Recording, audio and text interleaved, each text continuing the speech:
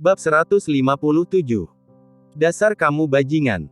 Hari ini, Dewi mengenakan gaun sutra, roknya tidak panjang, dan dia tidak mengenakan stoking. Dua paha putih dan mulus berada tepat di depan ujung hidungnya, kulitnya putih dan lembut. Seiring dengan gerakannya, bagian bawah roknya bergoyang, dan ada keharuman datang dari bawah roknya. Rocky menatap ujung rok, tubuhnya terasa panas. Rok ini cukup pendek, jika naik 1 atau 2 inci lagi, dari sudutnya, dia dapat melihat. Seakan-akan Tuhan mendengar doanya, Dewi tiba-tiba membungkuk dan memijat kakinya. Dia juga tidak berkonsentrasi, dia mengkhawatirkan biaya rumah sakit. Andrew mengalami kecelakaan mobil karena menerobos lampu merah, pemilik mobil tidak akan memberikan banyak ganti rugi, selain itu uangnya belum diberikan. Jenny meminta untuk menggunakan obat impor terbaik, sekarang biaya rumah sakit telah mencapai 140 juta, jika bukan karena bantuan Rama kepala rumah sakit, pihak rumah sakit tadi sudah menghentikan memberikan obat. Sekarang bagaimana dia bisa mendapatkan uang untuk biaya medis? Dewi tidak bermaksud memberi tahu Rocky tentang masalah ini untuk saat ini, dia berencana menunggu ibunya kembali untuk membahasnya bersama, bagaimana jika menjual beberapa perhiasan atau barang antik di rumah untuk mengatasi keadaan darurat. Rocky menahan napas, dia melihatnya dengan sangat menikmatinya. Bagaimana, apakah nyaman? Dewi tidak menyadarinya sedikit pun, dia memijat otot pahanya dengan kuat. Nyaman. Rocky tampak mabuk dan terus menelan air liur. Apakah teknik pijatku bagus? Bagus, terlihat sangat bagus. Apa yang terlihat bagus? Paha terlihat bagus, celana dalamnya juga terlihat bagus, berwarna putih. Begitu Rocky mengatakan itu, dia tiba-tiba merasa punggungnya sakit, dan kemudian terdengar suara teriakan nyaring Dewi di telinganya. Rocky! Dasar kamu bajingan! Istriku, aku! Sebelum Rocky selesai mengatakannya, tinju kecil Dewi telah mendarat di tubuhnya. Intensitas seperti ini tidak ada artinya bagi Rocky, dia menghalanginya sambil menjelaskan, istriku, aku bukan sengaja. Tidak sengaja. Kamu ingin melihat bagian mana lagi? Berapa banyak yang ingin kamu intip?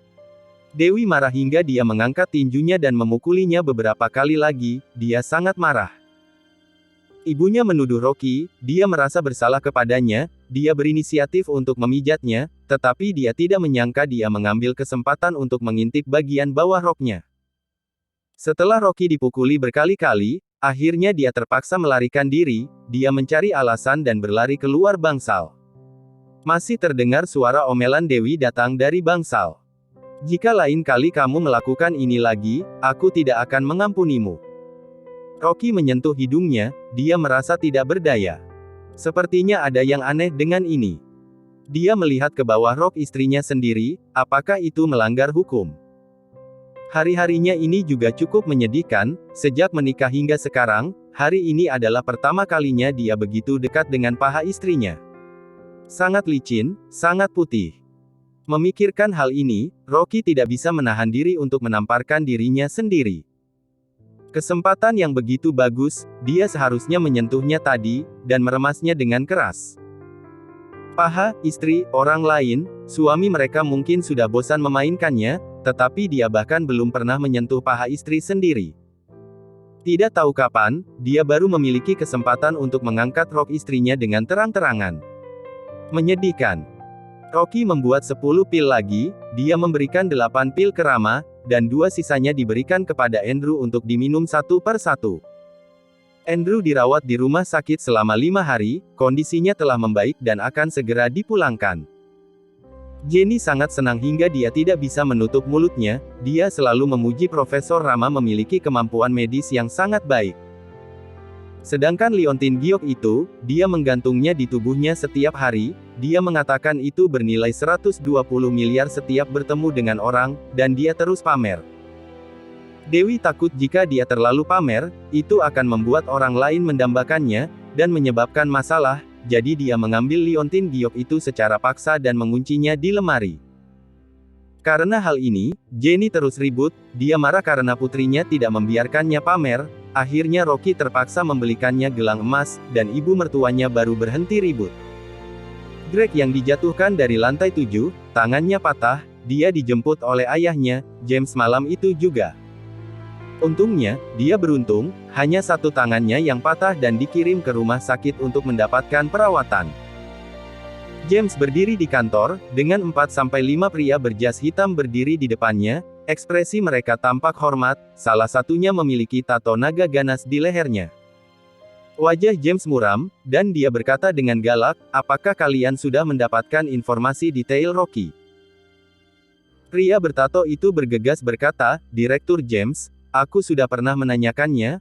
Rocky adalah menantu dari keluarga Liu, dia tidak memiliki latar belakang keluarga tertentu, dia membantu orang melihat Feng Shui, dan mengenal beberapa orang terkenal, dia mendapatkan sedikit uang dengan cara ini.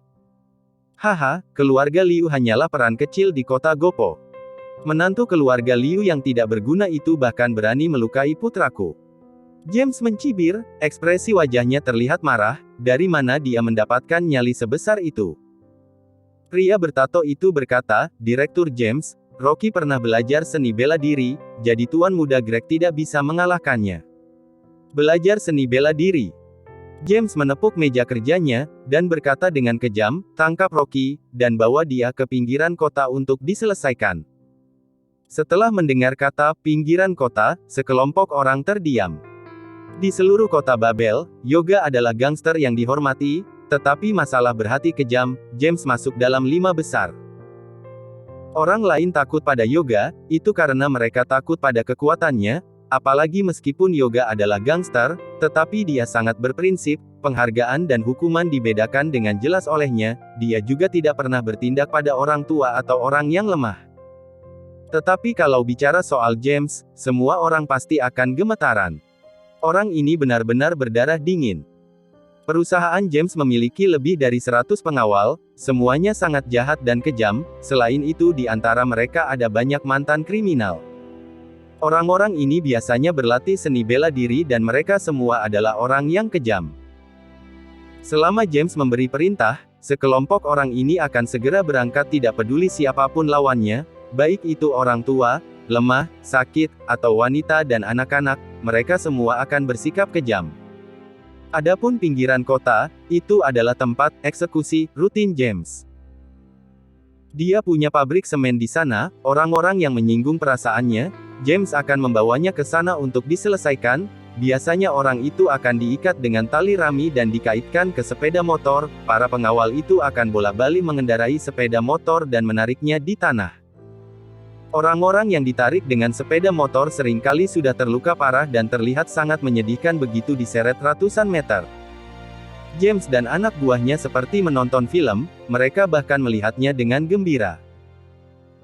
Pernah sekali ada orang yang berutang uang pada James, dia tidak bisa membayarnya dan ingin melarikan diri, dia ditangkap oleh James di tengah jalan dan seluruh anggota keluarganya yang terdiri dari 5 orang diseret dengan sepeda motor, bahkan putranya yang berusia 7-8 tahun, juga tidak dilepaskan olehnya. Orang yang berhutang padanya itu diseret sampai mati, tampangnya bahkan tidak bisa dikenali lagi, James malah meremehkannya, dia memberi istri orang itu sejumlah uang lalu mengusirnya, dia meletakkan orang itu dalam tangki semen dan melemparkannya ke dasar sungai. Insiden ini telah beredar di kota Babel untuk cukup lama, semua orang yang mengetahuinya sangat ketakutan, mereka lebih baik menyinggung Yoga, daripada menyinggung James. Sekarang Rocky malah melukai putra James, dia sama saja dengan cari mati. Beberapa pengawal ini berpikir secara serempak, takutnya tangki semen yang sudah kosong selama setengah tahun akan dimasukkan satu orang lagi. "Apakah semuanya sudah datang?" James bertanya dengan dingin. Pria bertato itu buru-buru berkata, "Direktur James, lebih dari 200 lainnya sudah siap siaga di lantai bawah." James melirik keluar jendela, dia melihat di bawah, ada 200-300 pria kekar berjas hitam berdiri rapi, dan belasan mobil van diparkir di pinggir, itu terlihat sangat mengerikan. Dia berjalan ke jendela dan berkata kepada kerumunan di lantai bawah, "Kalian pergi ke kota Gopo malam ini, pastikan untuk membawa Rocky sekeluarga kembali.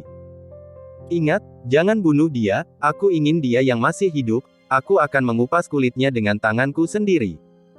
Siapapun yang bisa menangkap Rocky, aku akan memberikan hadiah 2 miliar untuknya." "Ya." Terdengar suara teriakan serempak dari bawah, dengan mereka tampak luar biasa. James mengangguk puas. Telepon di atas meja tiba-tiba berdering. Dia menjawab telepon dan menekan tombol speaker. Ayah. Terdengar suara Greg datang dari telepon, apakah Anda mengutus orang untuk pergi ke kota Gopo untuk mencari Rocky? Bab 158. Balas dendam James. Pria bertato itu berkata dengan hormat, Tuan Muda Greg, Direktur James bermaksud untuk menangkap Rocky sekeluarga. Greg bergegas berkata, Ayah, kamu hanya perlu membunuh Rocky dan dua tua bangka itu, istrinya tinggalkan untukku. James mengerutkan kening, tanganmu sudah patah, namun kamu masih memikirkan istri sampah itu. Ayah, Dewi adalah wanita tercantik di kota Gopo, tubuhnya dan wajahnya sangat cantik, hanya saja itu sudah menguntungkan Rocky si sampah itu. Greg menelan air liur dan bergegas berkata, aku harus mencoba wanita yang begitu langka ini, selain itu dia adalah istri Rocky, aku juga bisa melampiaskan amarahku dengan menidurinya. Setelah aku tidur dengannya, aku masih bisa membiarkan ayah mencicipinya. Sudahlah, aku mengerti. James sangat menyayangi putranya ini, dia menoleh ke pria bertato itu dan berkata, bawakan istri sampah itu untuk putraku, suruh dia melayaninya dengan baik. Pria bertato itu berkata dengan menyanjung, wanita ini dapat melayani Tuan Muda Greg, itu adalah keberuntungannya. Setelah selesai mengatakan itu, dia berjalan ke jendela dan berteriak pada kerumunan di bawah, tinggalkan kota Babel dan tangkap Rocky hidup-hidup. Tidak peduli seberapa hebatnya Rocky, dalam pertempuran besar malam ini, dia juga tidak akan bisa lepas dari genggaman Direktur James. Tepat ketika sekelompok orang itu hendak berangkat, sebuah mobil BMW putih melaju kencang dan berhenti di tengah lapangan, itu juga menjatuhkan dua pria bertubuh kekar. Sopir melompat turun dan membukakan pintu, seseorang keluar dari dalam. Melihat hanya ada dua orang di dalam mobil, namun berani bersikap begitu angkuh, pria bertato itu pun langsung marah dan berteriak, sialan, siapa yang tidak punya mata? Ini adalah wilayah Direktur James, berani-beraninya sembarangan menerobos masuk. Sebelum dia selesai berbicara, tiba-tiba James menamparkan wajahnya dan berteriak dengan tegas, apakah kamu tidak punya mata? Itu adalah orang Direktur Yogi. Pria tua kurus yang turun dari mobil itu adalah Wiki, dia mengangkat kepalanya dan berteriak ke lantai atas, James, cepat kamu turun. Tuan Wiki, mengapa Anda tidak menelepon dulu sebelum datang, aku akan turun sekarang. James bahkan tidak sempat untuk kentut, dia langsung berlari turun ke bawah dengan merasa sangat gugup. Apa yang terjadi? Dia dan Yoga biasanya tidak berhubungan, kenapa dia hari ini mengutus Wiki orang kepercayaannya ini datang menemuinya? James berlari ke bawah, mengangguk dan menyerahkan sebatang rokok, Tuan Wiki, aku akan membantu Anda menyalakannya. Bak. Sopir itu menamparkan wajahnya dan memarahinya, siapa kamu, apakah kamu pantas menyalakan rokok untuk Tuan Wiki? Di depan ratusan orang, James ditampar hingga terjatuh ke bawah, dia bergegas bangkit dan tersenyum canggung, ya. Ngomong-ngomong ada urusan apa Tuan Wiki datang ke sini? Wiki merapikan pakaiannya dan berkata perlahan, aku datang untuk menyampaikan pesan Direktur Yoga. Pesan apa? James bersiap mendengarkannya. Direktur Yoga bilang, putramu diberi pelajaran secara pribadi olehnya, itu tidak ada hubungannya dengan orang lain. Jika kamu merasa tidak senang, Direktur Yogi menyambutmu untuk datang membawa orang ke rumah keluarga Lee untuk menjadi tamu. Ekspresi wajah James berubah, dan sangat tidak enak dipandang. Dia tahu bahwa putranya dilempar ke bawah oleh Yoga, tetapi dia tidak berani mencari masalah dengannya, jadi dia mencari Rocky untuk melampiaskan amarah. Tetapi tidak disangka, Direktur Yoga mengutus orang datang ke tempatnya untuk memberinya pelajaran demi si sampah itu. Wiki berkata, Direktur Yoga juga memintaku untuk memberitahumu bahwa jika Rocky kehilangan sehelai rambutnya, maka dia akan membakar putramu. Ketika James mendengar itu dia langsung merasa sangat terkejut. Bahkan di seluruh kota Gopo, orang yang bisa membuat Yoga melindunginya juga tidak lebih dari 3 orang. Tetapi Rocky si sampah ini, Yoga malah mengutus Wiki untuk datang menemuinya secara pribadi, dia bahkan ditampar di depan begitu banyak orang, untuk menunjukkan kehebatannya. James merasa tidak tenang dan bertanya dengan menyanjung, Tuan Wiki, bolehkah aku bertanya? Apa hubungan antara Rocky dan Direktur Yoga? Wiki berkata, tidak ada hubungan. James tertegun, dan kemudian bertanya, Tuan Wiki, dapatkah Anda memberitahuku apa latar belakang Rocky sebenarnya? Sehingga bahkan Direktur Yoga melindunginya. Mungkinkah sampah ini memiliki identitas hebat lain? Wiki hendak mengatakan bahwa Rocky adalah seseorang yang dia tidak bisa untuk diprovokasi olehnya, namun dia tiba-tiba teringat akan masalah identitasnya dirahasiakan, dan dia bergegas berkata, oh, Rocky tidak memiliki latar belakang apapun, dia hanya orang biasa. Mengapa Direktur Yoga ingin melindungi orang biasa? James sangat marah, dia merasa sangat bingung, ini benar-benar tidak masuk akal. Wiki berkata dengan kesal, Direktur Yoga tidak suka dengan putramu, apakah kamu mengerti? Kenapa begitu banyak mengapa, jika kamu ingin hidup lebih lama, kamu sebaiknya jangan mengganggu Rocky.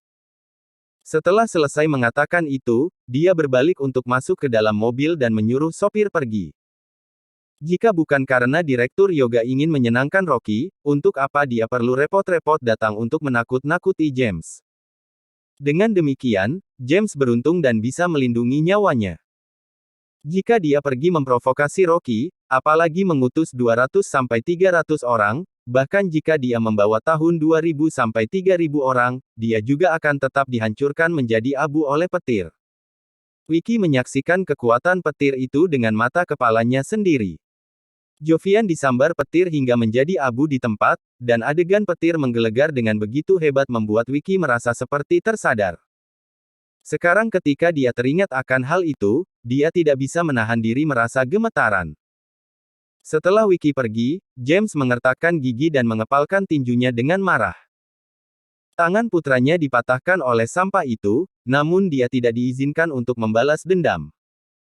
Yoga memberi pelajaran kepada putranya, dia tidak berani memprovokasinya, tetapi Rocky si sampah itu, jika dia tidak bisa balas dendam padanya, maka dia pasti akan kehilangan reputasinya. Pria bertato itu bertanya dengan serius, Direktur James, di luar lapangan sudah ada lebih dari 30 mobil yang datang, semuanya adalah orang yoga, mereka mengepung di luar, apa yang harus kita lakukan sekarang? Apa lagi yang bisa kita lakukan, suruh yang lainnya bubar. James berteriak, api kemarahannya membara di dalam hati. Kalau begitu, tidak perlu pergi ke kota Gopo lagi. James berteriak, pergi kentutmu. Apakah kamu bisa keluar? Di luar lapangan sudah dikepung oleh anak buah Yoga, jika dia menyuruh orangnya keluar, malam ini mereka mungkin akan dilenyapkan. Pria bertato itu bertanya, jadi masalah ini dilupakan begitu saja? Dilupakan. James tersenyum sinis, kehebatan Yoga terkenal di luar, kita tidak mampu menyinggungnya, kirimkan hadiah ke rumah keluarga Lee besok untuk meminta maaf. Tetapi jika aku ingin bertindak diam-diam dan melenyapkan sampai itu, aku memiliki banyak cara. Di permukaan, dia terpaksa menuruti Yoga. Tetapi di belakangnya, James pasti masih akan balas dendam. Sialan, bagaimana si sampah itu bisa menginjak-injak dirinya? Keesokan paginya, Rocky menerima file yang dikirimkan oleh Yoga, ia membacanya sejenak, ternyata benar itu semua adalah tindakan keluarga Gao yang tidak baik. Itu diantarkan oleh Wiki sendiri, dan dia juga membawa banyak hadiah mahal. Wiki berkata dengan hormat, Tuan Rocky, Direktur Yoga bertanya kepada Anda, apakah perlu melenyapkan keluarga Gao? Sekarang aku tidak punya waktu untuk melihatnya secara mendetail. Rocky berkata dengan tidak berdaya, sudah tidak ada kecap di rumah, aku harus pergi membeli kecap, jika tidak ibu mertuaku akan memarahiku, kamu bawa kembali saja hadiahnya, jika aku menerimanya lagi, istriku akan memarahiku. Wiki tertegun beberapa saat, dia baru menyadari bahwa Rocky sedang memegang keranjang belanjaan di tangannya, dan dia masih mengenakan celemek, dia langsung tercengang. Master yang memanggil petir, ternyata biasanya sibuk memasak, dia juga dimarahi oleh ibu mertuanya dan dimarahi oleh istrinya. Itu sulit untuk dipercaya. Pada saat ini, Jenny keluar dan langsung memarahi Rocky ketika dia melihat dia belum pergi. Sampah tidak berguna, kamu masih bermalas-malasan di sini. Cepat pergi ke pasar sayur untuk beli kecap, jika kamu terlambat semenit, kamu jangan masuk ke pintu ini lagi. Aku akan pergi sekarang. Rocky merinding, dia bergegas menarik Wiki dan melarikan diri. Wiki menoleh dan melirik ibu mertuanya yang sedang berteriak, bola matanya hampir keluar. Jika wanita tua itu tahu bahwa menantu sampah yang dimarahinya adalah orang yang berkedudukan dan hebat, dia membuat orang yang mendengar namanya saja sudah ketakutan. Selain itu, sebuah petir bisa dengan mudahnya menyambarnya hingga mati, mungkin dia bahkan akan ketakutan hingga mengompol. Bab 159. Kamu lepas dulu.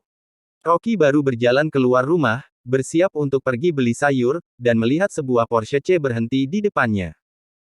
Talita duduk di bangku supir, menolehkan kepala dan bertanya, "Rocky, kamu pergi kemana? Biar aku antar kamu." "Tidak usah, aku keluar untuk beli saus." Rocky menggelengkan kepala.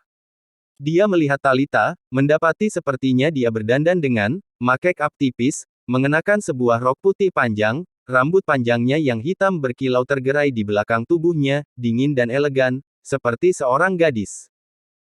Tapi, Talita yang sebelumnya selalu memiliki sedikit kesombongan, tapi sekarang aura kesombongannya ini sudah tidak ada, ekspresinya samar-samar ada kesedihan. Talita membuka pintu dan turun dari mobil, berdiri di hadapannya, ingin bicara tapi berhenti lagi, sebenarnya dia sudah menunggu di sekitar rumahnya 2 jam lebih. Tidak tahu kenapa juga, belakangan ini dia selalu terpikir akan Rocky, sering keliling di dekat rumahnya, berharap untuk bertemu. Dia selalu membawa batu putih itu di sisinya, setiap malam diletakkan di bawah bantalnya. Perasaan seperti ini membuatnya sangat jengkel, tapi dia juga tidak bisa bilang padanya, karena dia sudah punya istri. "Kak Rocky, terima kasih." Talita bicara, pupil matanya yang bagus melihatnya sambil berkedip-kedip, tatapannya berharap. Rocky tertegun, mengira dia sedang membicarakan soal terakhir kali dia mengantarnya pulang, sambil melambaikan tangan. "Tidak apa, ini bukan hal besar." Talita tidak tahan lagi, tiba-tiba langsung masuk ke dalam pelukan Rocky, memeluknya dengan erat. "Huff." Rocky terbengong, satu tangannya mengangkat keranjang sayur, tangan satunya terdiam di udara. Sial, situasi apa ini? Dia mengantarnya sekali, bisa sampai dapat hadiah besar seperti ini. Tubuh Talita yang lembut menempel padanya, Rocky bisa merasakan kehangatannya, seketika canggung. Dipeluk erat oleh seorang wanita cantik bertubuh indah, kalau bukan Karen Rocky terlalu mesum, tubuh dalamnya seketika langsung membara. Dia langsung melihat kemana-mana seperti maling, langsung berkata, "Talita, mengantarmu sekali juga tidak ada apa-apanya, kamu lepas dulu." "Aku tidak mau lepas." Talita memeluknya dengan erat, perasaan yang sudah lama tertahan seketika dilampiaskan keluar semuanya, bicara sambil menangis, "Kak Rocky, dulu aku yang salah menilaimu. Maafkan aku." Rocky mengerutkan alis. Talita mengangkat kepala sambil terisak, "Kak Rocky, beberapa hari ini aku terus merasa sangat bersalah, dulu aku yang tidak baik, terus mengira kamu tidak berguna, ternyata aku salah." Wajahnya dipenuhi air mata, menangis seperti sebuah pir yang terguyur hujan, tatapannya sangat menyesal. Dulu Rocky dingin terhadap Talita, karena dia meremehkan dirinya, tapi sekarang melihat dirinya yang kasihan ini, juga agak tidak tega. Dia pura-pura tidak apa-apa, berkata, "Oh, masalah-masalah ini aku sudah lupa sejak awal." Selesai bicara, mengingatkan satu kalimat lagi, "Keluarga Liu bukan hal yang bagus, lebih baik kamu jauh-jauh dari mereka." "Keluargaku sejak awal sudah putus hubungan dengan keluarga Liu. Kak Rocky, lain kali kamu tidak tidak meladeniku kan?" Rocky benar-benar kehabisan kata-kata, hanya bisa bilang, "Mana mungkin, kamu juga temannya Dewi." "Iya." Talita berhenti nangis dan tersenyum, mengelap wajahnya dengan tangannya dengan malu, hatinya juga agak sedih. Di hatinya hanya ada istrinya seorang, iri sekali. Tadi dirinya yang lepas kendali. Di sini tidak jauh di rumah, Rocky takut terlihat oleh ibu mertuanya, langsung bilang, "Aku pergi beli saus dulu." Talita menganggukkan kepala dengan penuh perasaan, "Kak Rocky, aku masih akan menetap di kota Gopo beberapa waktu, kalau tidak ada apa-apa aku akan sering datang mencarimu." Rocky pura-pura tidak dengar, buru-buru jalan ke depan. "Masih, sering, datang mencari dirinya, Nona ini tolong jangan datang." Terakhir kali mengantarnya kembali ke hotel, istrinya sudah sangat cemburu, ibu mertuanya juga sangat marah, ribut sampai rumahnya kacau. Kalau Talita sering-sering datang, bukannya akan membuat kekacauan besar di rumahnya. Setelah Rocky membeli sayur, di jalan melihat lagi data keluarga Gao. Tidak bisa tidak bilang, Yoga mengumpulkannya lumayan lengkap, tidak hanya mengumpulkan data gelap keluarga Gao, bahkan sampai mengumpulkan data gelap kerabat keluarga Gao. Mau bagaimana buat keluarga Gao mati, harus lihat dari moodnya. Rocky pulang ke rumah, begitu masuk rumah langsung melihat 3 orang duduk di ruang tamu, auranya serius, langsung tertegun. Di rumah ada masalah apa? Habislah. Bukan karena tadi Talita memeluk dirinya dan tidak mau lepas, lalu terlihat oleh istri kan. Melihat ini, hati Rocky langsung bergumam. Kalau tahu sejak awal tadi tidak seharusnya membangkitkan nafsunya, menikmati keharuman dan kehangatan tubuhnya, seharusnya langsung melepaskan Talita. Siapa suruh Talita adalah wanita cantik, juga nangisnya begitu kasihan. Di atas tulisan mesum ada sebuah pisau. Duh, menyesal. Dia melihat ekspresi Dewi yang dingin, hatinya menyesal, terpaksa memberanikan diri untuk inisiatif mengaku. Istriku, tadi dia sendiri yang... Rocky, apa kamu tahu tadi Mama bilang apa? Dewi berdiri dengan, meloncat, marah sampai wajahnya memerah. Mama bilang apa? Rocky pasrah, apakah ibu mertuanya memaksa istrinya untuk cerai dengannya lagi? Dewi bicara dengan marah, Greg licik sekali, tadi Mama pergi ke rumah lama keluarga Liu, saat kembali malah bilang Mike tanda tangan kontrak dengan keluarga Gao. Keluarga Liu, kerjasama dengan keluarga Gao. Rocky juga tertegun, dia tidak melihat soal Talita, bagus sekali. Jenny bicara dengan tidak senang, kalian kenapa sih, kenapa kalau keluarga Liu tanda tangan kontrak dengan keluarga Gao? Pelanggan perusahaan Rieol sekarang sudah hampir kabur semua, tanda tangan kontrak ini dengan keluarga Gao masih bisa dapat uang, dan lagi Greg juga sudah tahu kesalahannya, ayahnya bahkan sengaja memberikan 10% keuntungan, hal baik seperti ini mau dicari kemana? Dewi bicara dengan marah, kelakuan Greg, kamu juga bukannya tidak tahu. Jenny tidak peduli, di atas kertas kontrak tertulis kok, lagi pula Greg hanya tidak paham, ayahnya tadi pagi datang tanda tangan kontrak, minta maaf padaku, juga memberiku sebuah kalung, harganya puluhan juta. Ma, kamu bahkan menerima barang keluarga Gao. Dewi marah sampai hampir pingsan. Pantas begitu pulang sikap Jenny berubah drastis, ternyata disuap lagi. Jenny sadar kalau keceplosan, bicara ngotot, dia memberikannya padaku, masa aku tidak menerimanya? Kalau tidak menerimanya itu menguntungkan mereka, lagi pula kamu ambil giok 120 miliarnya, bilang ingin mengembalikannya pada Yoga, aku pakai apa? Sekarang keluarga Liu tidak dapat kontrak, hanya berharap bisnis dengan keluarga Gao untuk cari uang, kalau tidak utang pun tidak akan bisa bayar. Untuk apa kamu peduli begitu banyak, aku tidak menyuruhmu pergi cari Greg juga. Kalau keluarga Liu ditipu, lalu kehilangan semua harta bagaimana? Dewi bertanya. Jenny berkata, apanya kehilangan semua harta, ini mana mungkin.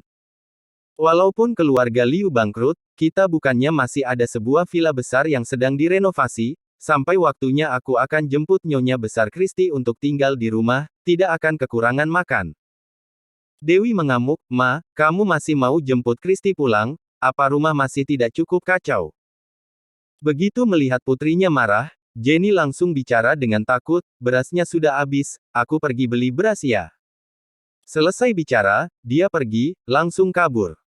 Dewi marah sampai langsung duduk di atas sofa, amarahnya memenuhi udara.